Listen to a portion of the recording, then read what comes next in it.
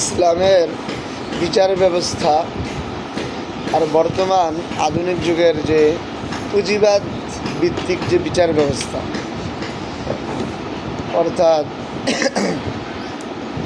আমরা যদি সহজ করে বলি, ইসলাম বিচার ব্যবস্থা দ্বারা কি করতে চায় আর পুঁজিবাদ কি করতে চায়, বা আধুনিক যে রাষ্ট্র ব্যবস্থাগুলো আমরা দেখতে পাচ্ছি, ওরা এই বিচার ব্যবস্থা দ্বারা তাদের উদ্দেশ্যটা কি, একটা উদ্দেশ্য থাকে না? এবং আমরা মাদ্রাসায় পড়ি, আমাদের একটা উদ্দেশ্য আছে, আমরা যেন কোরআন হাদিস ভালো করে বুঝি, মানুষকে বুঝাতে পারি। প্রত্যেকটা কাজের একটা কী থাকে, উদ্দেশ্য থাকে। তো বিচার ব্যবস্থারও তো একটা উদ্দেশ্য থাকে। বিচার ব্যবস্থার উদ্দেশ্য হচ্ছে দুইটা। একটা হচ্ছে কতল খুসুমাত বাইনাল ইবাদ, কতল খুসুমাত বাইনাল ইবাদ, মানুষের মাঝে ঝগড়াঝাটি, হানাহানি, কাটাকাটি, এটাকে কী করে দেওয়া, একবারে বন্ধ করে দেওয়া।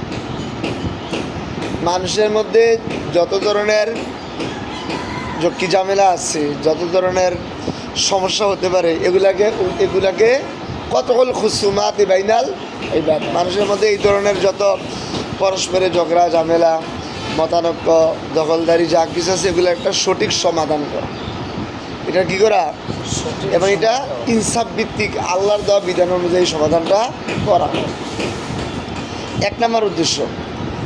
দুই নম্বর উদ্দেশ্য হচ্ছে সমাধান করে মানুষকে একটি সঠিক পথ প্রদর্শন করা। সমাধান করে দিয়ে শেষ নয়, সমাধানের পরে এবং আগে আরেকটা কাজ, সেটা হচ্ছে কি সঠিক পথ বাতলে দেওয়া। এই জায়গায় এসে যেহেতু সঠিক সমাধানটা উদ্দেশ্য, এর জন্য কিন্তু সময় লাগে না। এখন দেখো, একজন ইসলামী কাজী বিচারক, তুমি তার কাছে রাতের 10টা বাজে গেলেও সে রায় দিবে। রাস্তায় দেখা হয়ে গেলে কী দিয়ে দিবে, সে রায় দেওয়া দিবে, বলে দিবে যে হ্যাঁ তুমি এভাবে করো। তোমাদের এই দুইজনে কী সমস্যা, কেন ঝগড়া করছো, সেই জন্য করছি, ভাই এইটাইভাবে উনি একটা কী দিয়ে দিবে, সমাধান। কারণ তার উদ্দেশ্য হচ্ছে কত হল খুসুমাত। এই সমাধান দেওয়ার জন্য তো নির্দিষ্ট কোনো বেঞ্চ, নির্দিষ্ট কোনো টেবিল, নির্দিষ্ট কোনো সময়, নির্দিষ্ট আদালতের কোনো প্রয়োজন নেই। এই জন্য আমাদের যারা মহান বিচারক ছিলেন, ওনারা যেমন সারাদিন মানুষের মধ্যে বিভেদের ফয়সালা করতেন, রাতের অন্ধকারও হেঁটে হেঁটে মানুষের মধ্যে কি সমস্যা আছে কি না, সেটার সমাধান কি হবে, সেটার দ্বারা কী করতেন, চিন্তা করতেন, এটার কোনো ফয়সালা সামনে নিয়ে আসতেন। কিন্তু আধুনিক রাষ্ট্র ব্যবস্থায় পুঁজিবাদ ভিত্তিক যেই বিচার ব্যবস্থাটা, এখানে কতগুলো খুসুমাত বাইনাল ইবাদ নাই। মানুষের মধ্যে সমস্যা দূর করার উদ্দেশ্য না, উদ্দেশ্য হচ্ছে সমস্যাকে জিয়ায় রাখা। উদ্দেশ্য কি, সমস্যাকে বিদ্যমান রেখে দেয়া। কেন, সমস্যা যদি শেষ হয়ে যায়, তুমি তার কাছে আর যাইবা না, বুঝতে পেরেছো? তোমার সমস্যা শেষ, তাহলে তুমি আর আদালতে যাইবা?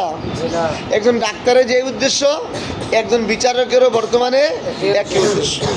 ডাক্তারে বসে বসে দোয়া করে, আল্লাহ তুমি একটা রুগী, আল্লাহ এই এলাকার মানুষকে রুগী বানিয়ে দেবো। কেন? আচ্ছা ধরো, কথার কথা, একজন চক্ষু বিশেষজ্ঞ ডাক্তার আমাদের চান্দিনে আসে প্রত্যেক শুক্রবারে, কথার কথা আর কি, সে জুমার পরে থেকে নিয়ে রাতে 10টা পর্যন্ত বসে আছে। অত এলাকা থেকে একজনের চোখের সমস্যা নিয়ে তার কাছে যায় না, সে কি খুশি হবে না বেজার হবে? সে বলবো, আল্লাহ একবার রুগী বাড়াও। তাহলে তোমার জন্য আমার জন্য সে কিসের দোয়া করতেছে? অসুস্থতার দোয়া করতেছে। সে তো খুশি হওয়ার কথা ছিল যে আলহামদুলিল্লাহ আজকে অত্র এলাকার মধ্যে চোখের কেউ সমস্যা আক্রান্ত হয় নাই। উনি আল্লাহ দরবারে খুশি হওয়া দরকার ছিল না? উনি খুশি হবেন না বেজার হবেন? ঠিক তেমনিভাবে বিচারকও যদি আদালতে কোনো মামলা না যায়, তাহলে সে কী হয়, বেজার হয়, আরে আজকে কোনো দান্দা করতে পারলাম না, কারো থেকে টাকা খাইতে পারলাম না। আবার যখন আদালতে কোনো খুনের মামলা যায়, তখন আদালত পাড়ায় মিষ্টি বিতরণ হয়। কী হয়? আরে ভাই, একটা মানুষ আরেকটা মানুষকে হত্যা করে ফেলছে, এ মামলা গেছে, বিচারক কান্না করা দরকার ছিল না? যে আমি বিচারক থাকা অবস্থায় আমার অধীনস্থ এলাকার মধ্যে, জেলার মধ্যে একটা মানুষ হত্যা হয়ে গেল গা, আমি আল্লাহ কাছে কেমনি মুখ দেখাবো, এটা না উচিত ছিল। কিন্তু কি হয় সেদিন, কেন মিষ্টি বিতরণ হয়? যেহেতু খুনের মামলা, তাইলে একটা বড় ধরনের কি হবে, ডান্ডা হবে, উভয় পক্ষ থেকেই একটা কিছু একটা হবে। এই হচ্ছে আধুনিক ব্যবস্থা। আরেকটা মূল উদ্দেশ্য হচ্ছে এই আধুনিক বিচার ব্যবস্থা কাকে রক্ষা করে? আধুনিক বিচার ব্যবস্থাটায় ধনীকে রক্ষা করে, গরিবকে শোষণ করে, গরিবকে দমিয়ে রাখে, চুপ রাখার চেষ্টা করে, আর সান্ত্বনা দেওয়ার চেষ্টা করে, আর বড় লোককে কী করে সাপোর্ট করে, ধনীকে আরও সে ধনী বানিয়ে দেয়, আরও সহযোগিতা করে। কেমন ধরো, এই আধুনিক বিচার ব্যবস্থায় তুমি যদি আদালতে যাও, একজন গরিব আর একজন বড় লোক, যে বড় লোক সে জালেম আর যে গরিব সে মাজলুম, তাইলে বিচারক দেখবে আয় হায়, যে বড় লোক যার টাকা আছে সে মূলত অপরাধটা করছে, আর গরিবে মাজলুম সেটার শিকার হয়েছে, সে কি সাথে সাথে রায় দিবে? রায় দিবে না। রায় দিলে তো ধনীর ফাঁসি হয়ে যাবে। সে করবে কি, এই ধনীকে বাঁচানোর চেষ্টা করবে। এই গণতান্ত্রিক পুঁজিবাদী বিচার ব্যবস্থাটা কাকে বাঁচানোর চেষ্টা করবে? এবার ধনীকে বাঁচানোর চেষ্টা করবে, সে রায় দিবে না।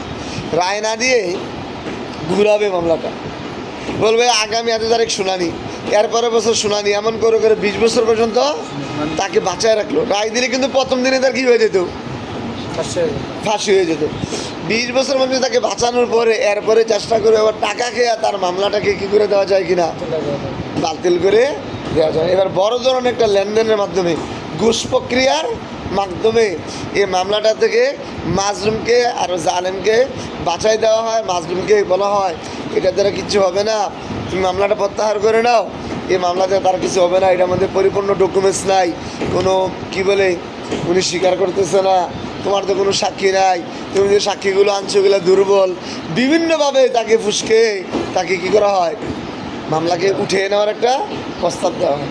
যদি গরিবে ওই প্রস্তাবে রাজি হয় তাহলে তো হইল, আর যদি না হয় তাহলে এই মামলাতে বড় লোককে বাঁচাই দেওয়া হয়, গরিবকে উল্টা আরও ফাঁসিয়ে দেওয়া হয়। বুঝতে পারছো? কিন্তু ইসলাম কি এমন?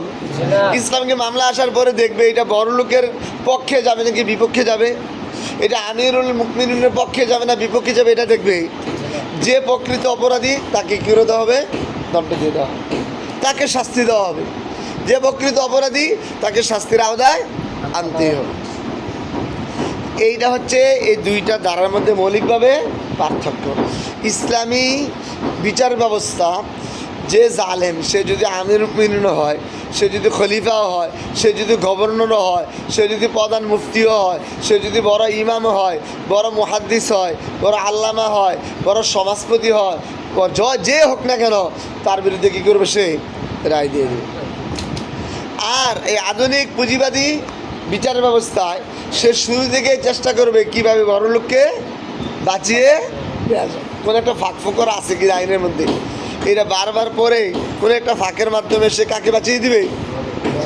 বড় লোককে বাঁচিয়ে দিবে। গরিবকে শোষণ করা আর বড় লোককে সেফটি দেওয়া, রক্ষা করার নাম হচ্ছে কাম হচ্ছে বিচার ব্যবস্থা। বুঝতে পেরেছ? সে গরিবকে কী করবে? শোষণ করবে। গরিবকে হাজিরার নাম দিয়ে, উকিলের নাম দিয়ে, এই নাম দিয়ে, সেই নাম দিয়ে গরিবের টাকা শেষ শোষণ করবে। আর বড় লোককে কী দিবে? সেফটি দিবে, বড় লোককে রক্ষা করবে, বড় লোককে সে এই কী বলে এই কাজে আর সহযোগিতা করবে। এই জন্য একটা কথা আছে, আদালতে কেউ যদি গরু চুরি করে মামলা খায়, জেলখানা যায়, আইসা সে খুনি হয়ে যায়। একজন খুনি করে গেলে আদালতের মাধ্যমে জেলখানা গেলে বের হয়ে এসে কয়জন হয়? 10 জনের খুনি হয়। অর্থাৎ চোর হয়ে ঢুকে ডাকাত হয়ে বের হয়, ডাকাত হয়ে ঢুকে সন্ত্রাস হয়ে বের হয়, সন্ত্রাস হয়ে ঢুকলে বড় গডফাদার হয়ে বের হয়। বুঝতে পেরেছো বিষয়টা? তাহলে এই শিক্ষা ব্যবস্থা দিয়ে তোমার আমার কী হবে? এই শিক্ষা ব্যবস্থা তো তোমাকে আমাকে কোনো কল্যাণ দিতে শিক্ষা ব্যবস্থা বলে। কি বলছিলাম? বিচার ব্যবস্থা। এই বিচার ব্যবস্থাটা এটা দুর্নীতির উপরে শুরু হয়েছে। বিচার ব্যবস্থাটা জন্মই হয়েছে গরিবকে শোষণ করা, বড় লোককে রক্ষা করা। আর ইসলামের বিচার ব্যবস্থাটা আর তৈরি হয়েছে গরিব দুঃখীকে, বড় লোককে আমরা জানি না, জালেমকে প্রতিহত করো, মাজলুমকে রক্ষা করো। বুঝতে পেরেছো বিষয়টা? এই জন্য আমাদেরকে বুঝতে হবে।